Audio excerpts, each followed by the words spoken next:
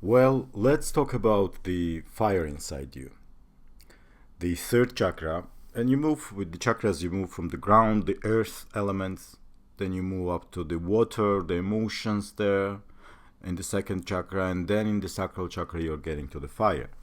And the fire inside you, and the way that the nadis meet, how they flow or not freely, how it is balanced and regulated. It all then, of course, is reflected in the personality, in the choices that you are making.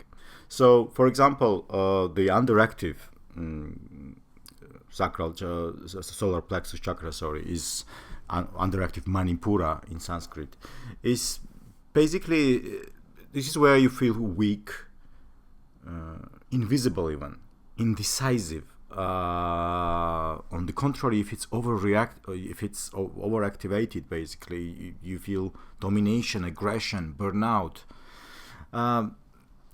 The erratic oscillation between these extremes is often basically the trauma response, and that's basically the fire that you cannot regulate. It's sometimes up, sometimes completely down, sometimes up, and so on and so on.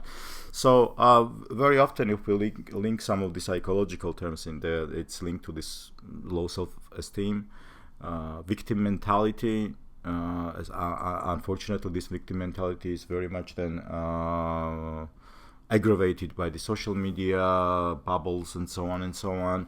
Fatigue, no direction, no purpose, again, so on and so on.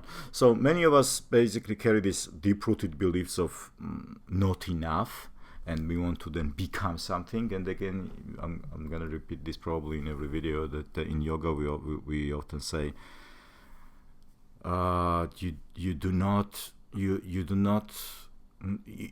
become, you already are. And that's very, very deep and important if you think about it. You do not need to become anything. You already are. You have absolutely everything right now to inhale and exhale. And take in hands your living. But that all comes with balancing those chakras, right? I mean, over or under stimulated chakras, meaning in psychological terms, some of the very serious psychological disorders that are getting more and more frequent. Why? Because there's so many people around us, and these people are just getting so many experiences. We are experiencing ourselves in so many different forms. When I was born in 1979, we were just 4 billion. Throughout my lifetime, we doubled the population. We are right now 8 billion. 8 billion, even more different, very diverse experiences, and so on and so on. Of course, we are overwhelmed, and of course we need to somehow get this fire under control. So speaking on the third chakra, some of the other potential implications of the different balances in the chakra, for example, controlling behavior, anger, perfectionism. Excessive solar fire can lead to the rigid control. So you have, again, if it's overactive, basically it's a misplaced anger, it's a perfectionist that hides actually inner fear. And again, we are going to the fears all the time, and the root of everything is fears that we have. I mean, let go of the fears, and then you are the free person, right? So, and those fears, they speak here as well, and sometimes again hidden in perfectionism and so on. These behaviors often mask what? It's vulnerability. It's masking us. It's kind of, we are guarding against our own self that is as it is, vulnerable yet the only authentic. So by acknowledging this source of this fire, usually unmet needs for safety or validation, you begin to basically transform and heal into clarity. But again, that's very important to be very mindful in there.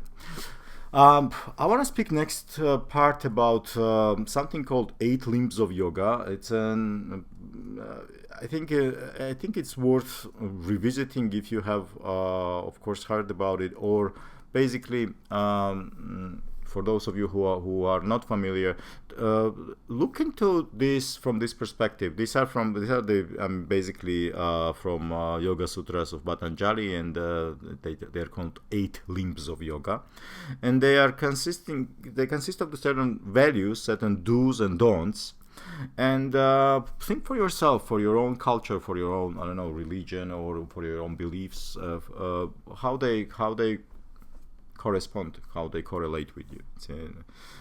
To me, they sound like really the principles, really the basics that we've either forgotten or been distracted to ever remember, or considered in I don't know, not interesting enough to pursue, considered some voodoo and so on. But anyways, the ethical restraints, the social ethics, the yamas from the 8 limbs of yoga. This is ahimsa. Ahimsa means non-violence. So yeah, go ahead and compare it then to any values, whether this is in Christian religion or any other, and so on and so on. So non-violence. Satya, the second one, is truth. Again, we talked a lot about authenticity and truth. Asteya, non-stealing. Non-stealing, not only physical, but also the mental peace of people, or time of people, and so on. Brahmacharya, moderation.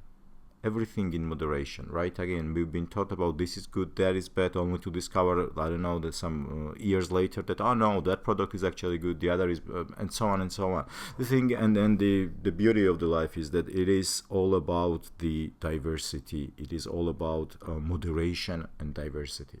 So that's, again, talking about, it has so much resonance with today's, I don't know, biology, chemistry, and so on, medicine, and so on. The next one is aparigraha. Aparigraha is non-possessiveness, not having too much things. I mean, when we are having too much things, we have the too much clutter also in our heads, and so on and so on. So we basically, I mean, if you possess less, and if then the next comes, for example, niyamas, and after this non-possessiveness, if you just have what you have, what is enough for you. And it may be, I don't know, very different for different people, but understanding what really is important for you and possessing that, I think that is something to really look into understanding these values. Niyamas, the personal observances. This is our self-discipline, right? Niyamas are basically what you have to do in terms of being clean. Shaucha, for example, is cleanliness. It's just taking care about your environment and yourself. It's so basic, right? I mean, that it should be the value of all of us, humanity. We're together in this, whatever the environment, in this room, in this yard, in this city, and so on. After shaucha, after cleanliness, comes santosha. Santosha is contentment. When you are content with what you have, a great cup of tea, okay, great, we're content with that. It's not expecting something to be more. It is just understanding, experiencing, and accepting what you already have in front of you. Tapas then is a discipline. It's the self-discipline. It's doing those vinyasas in the morning and so on. It's you're brushing your teeth. It's taking care of your body as that temple that is carrying the soul, that is experiencing all these amazing things in life, and is remembering who that person really is. We're going to talk about the next one. This is swadhyaya, I think. It's self-study. Swadhyaya, I think. Yes, self-study. It's developing yourself. It's basically having that curious mind. It's being that truth seeker that making you watch this video right now. Again, not because you are interested in everything there, but you are there to listen and watch, and maybe there will be a small bit, something that I'm gonna then something that later gonna lead me to some another discovery and experience, and so on. And that's the beauty of the world. We are discovering. We can never be in control, and this illusion of planning is often not often, but most of the times actually what we see around the world is bringing us to the world of a lot of nervous disorders. Let's move on. After the self-study, self-understanding, and you can do a lot in the meditation, of course. It serves perfectly the purpose. The next one is surrender to the divine. I kind of spoke about that as well. It's called Ishvara Pranidhana. It means basically, there are certain things that are going to happen to you, and those things are to be accepted. It's like you are there again as a receiver, and there are certain signals coming in, and certain signals you cannot block. If you block something, again, it's blocking basically inside you, because you are that receiver. So blocking those is not the choice. The choice is to understand the reason why certain things is again bothering you or so on, and then trying to understand inside what is happening. Try to go again deeper to the authenticity levels in there. So surrender to the divine basically means also the gratitude, being grateful for what you are having today, despite many things that you may think of. I mean, again, you could think of it like, I would rather not have this today, and you can name so many things that you'd rather not have today. But I'm sure there are things that you had today that you can be grateful, and those are again simple things. And the surrender to the divine also means that accepting those simple things can bring you to some amazing adventures in life, where you will be offered the chances to participate with some minor twists in an amazing developments. And if you look at those developments with the curiosity, then the life becomes not a torture, but becomes an experience where you are there remembering yourself, learning, and so on and so on. When we talk about, so let's move on with the 8 limbs of yoga. Asanas, again, I've talked it in previous videos as well, but asanas have not been mentioned before, 17th century, right? So the physical postures, basically the preparing the body for stillness, and they have enormous benefits.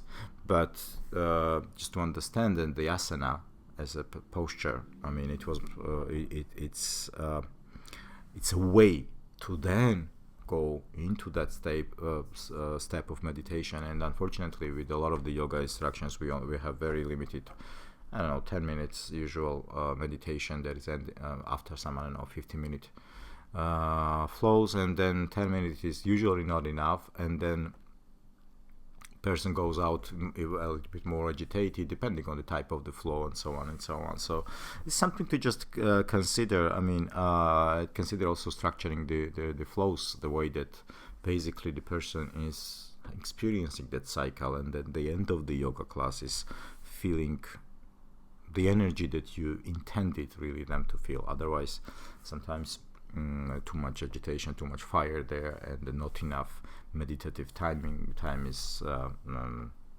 it's kind of killing the purpose. I mean, you've exercised so much, you prepared your body to then let all those energies flow freely into you, and then you have the opportunity to lie down and meditate, but you are limited only to 10 minutes. And something to think about developing yoga forward, probably. When we are talking about the 8 limbs of yoga, then comes pranayama, the breathing techniques, and the amazing breathing techniques. I'm going to teach you one technique today. It's called Kapalabhati. Kapalabhati is basically a technique, breath of fire, and it's an excellent way to feel exactly the place of the chakra that we're talking about, the solar plexus in here. Because what you're doing with Kapalabhati is basically with after few deep inhales and exhales, we basically, and you can do it in the seated posture, on the knees, cross-legged, and so on. I mean, try to basically, again, like with every breathing techniques and postures, try to have your body straight, your spine straight up there, not to lean onto anything. Just feel the body grounded on whatever the ground that you have there, touching what parts of the body touch those surfaces, and feel the grounding there, and then have the body straighten. And then with the couple of hadis, the following is basically what you are doing. You are inhaling, and then you are having a very sudden exhale with the muscles in the abdomen here. So you basically, with those muscles, engaging those muscles, suddenly do this. So with the exhale, the breath basically very abruptly comes out, and a lot of that comes out. And with the breathing techniques, it's often the situation that we are taught to breathe deeply, but the key component there for the breath is the deep exhale. When you exhale all, a lot of new things come in. So if activating that part of the body, then with this breath is really beneficial. You basically again inhale, and then we do exhale.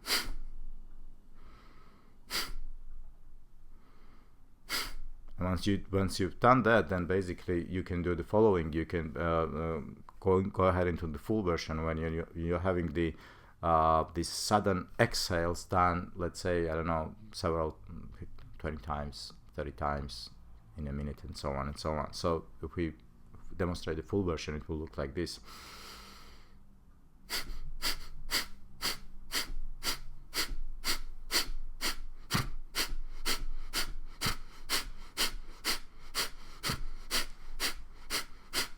And so on. So basically, you're having the when you see my hand there, I'm not pushing the hand. I'm just having my hand there to let you feel and understand how my belly is moving. It's belly breathing basically. And the next version of it, by the way, is called Bastrika, and with Bastrika, it's an interesting add-on there. With Bastrika, you don't not only exhale, but then you also have a very abrupt inhale. So with Bastrika, you add up the very strong inhale there as well. Again, doing it with the abdomen.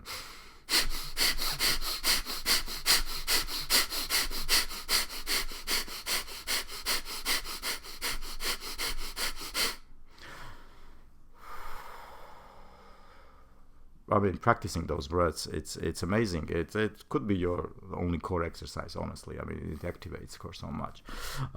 So the next part in the 8 limbs of yoga, we talked about pranayama, the breaths. Pratyahara is withdrawal of stresses, turning inward. That's what I was talking about after the yoga sessions. You have this tunnel, this window. But instead of that, in 10 minutes you stand up and you go back to the traffic, the car, and so on, and then just unfortunately cut it. So pratyahara, withdrawal of the senses, it's really that precious time with yourself. Then we talk about dharana. Dharana is concentration, right? This is what we are doing in various practices. For example, there is a practice called trataka.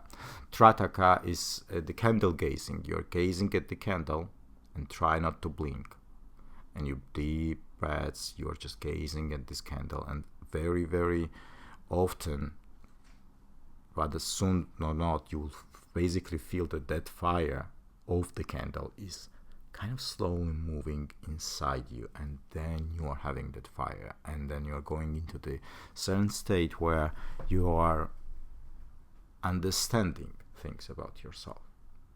You are making unconscious conscious. You are on that very thin line that has been the veil, something that has basically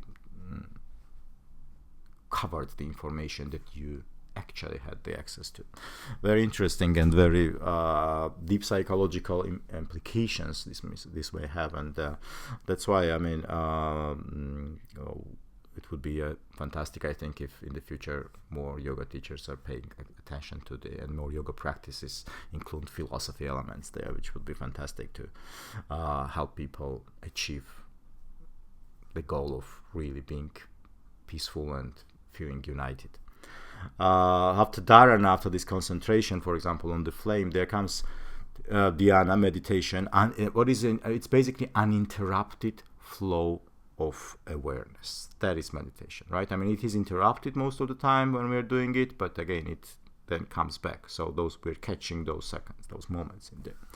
And then the last step there in 8 limbs of yoga is samadhi. Samadhi is this blissful absorption, the union with the object of the meditation itself. When I talked about the flame coming inside to you, that's could be considered as one of the samadhi experiences. And it's interesting enough how this yamas and niyamas, do's and don'ts, non-violence, truth, non-stealing, moderation, non-possessiveness, they are the solutions to so many social issues that we have.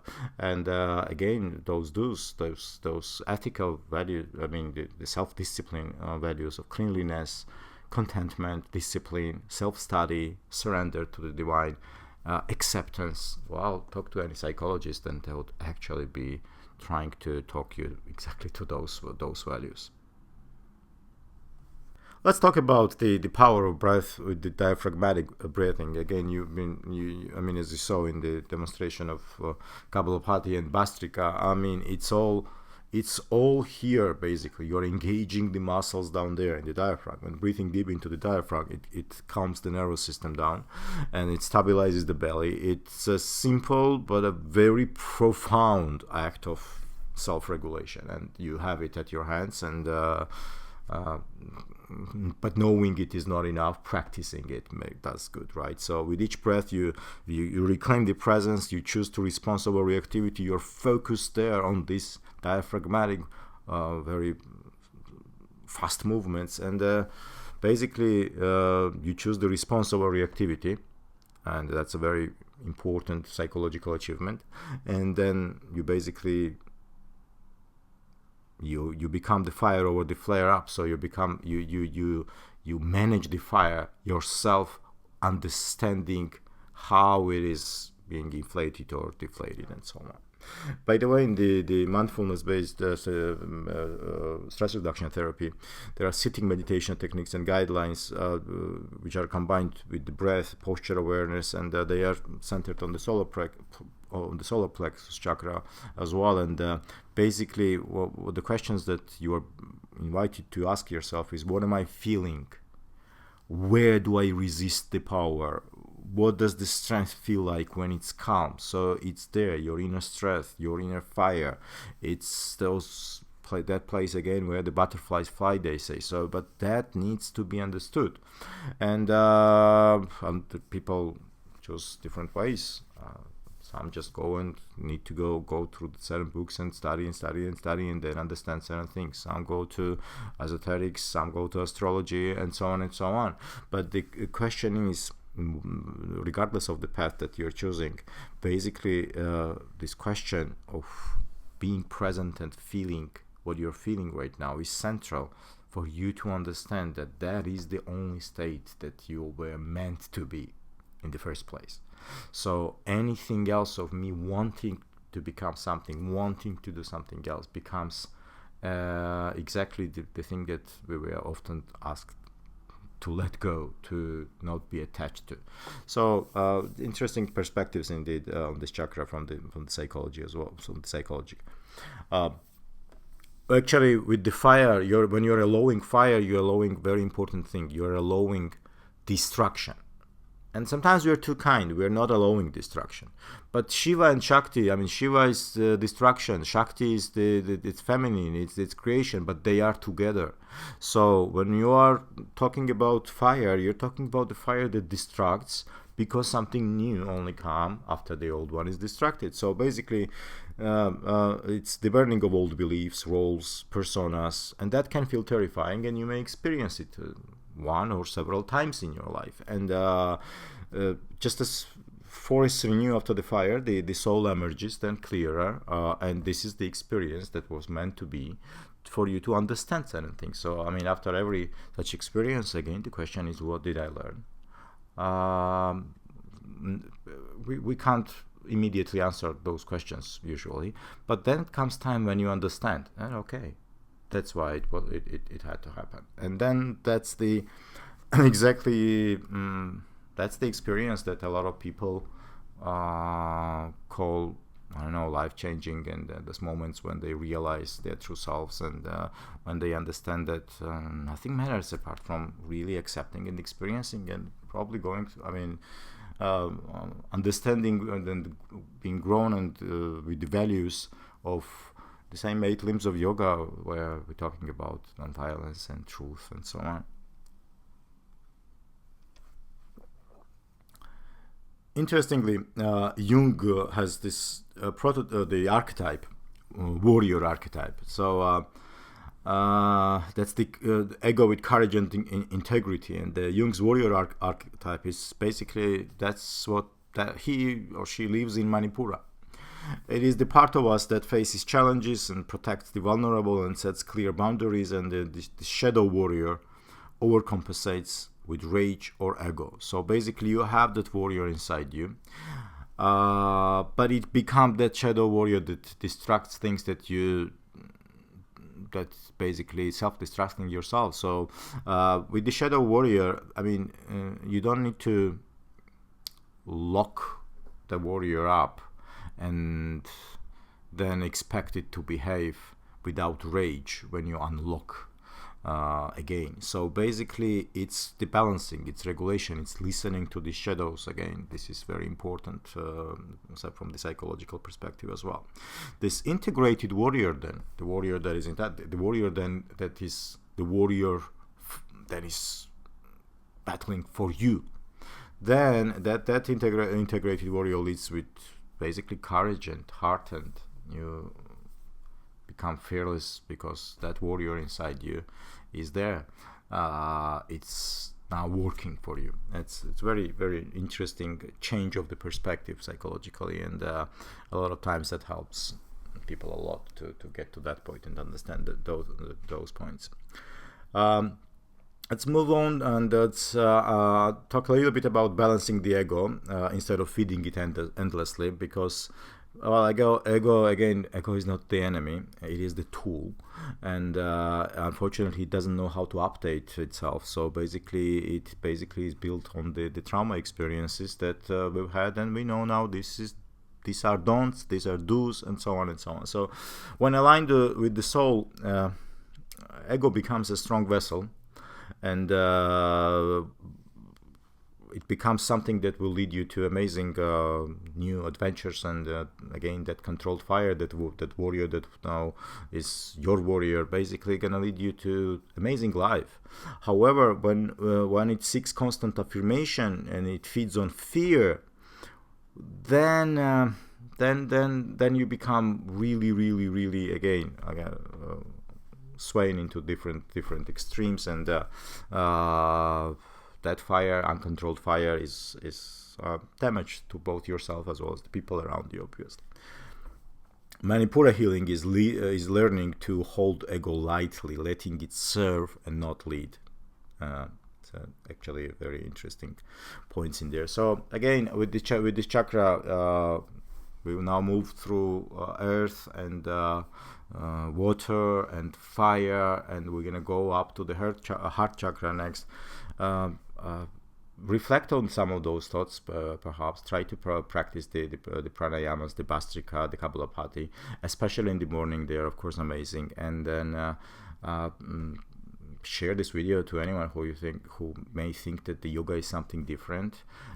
Share this to say that again, yoga is the way of thinking. It's the truth seeking. It's something that we together are just sharing to each other, and part of that is, of course, could be and is physical exercises, but for a lot of people that's kind of that then is linking that to the I don't know, the world of gyms as they are right now and so on. But that industry is developing and evolving, and we will soon gonna be probably heading to the health and wellness centers, where your care is not only exercising certain things, but and basically stretching your body and building on the strength. But when you are actually also in the place which talks you through certain experiences, certain psychological discoveries, certain stress reduction techniques, certain yoga nidra and so on experiences. And this is then the holistic approach, when you will have the people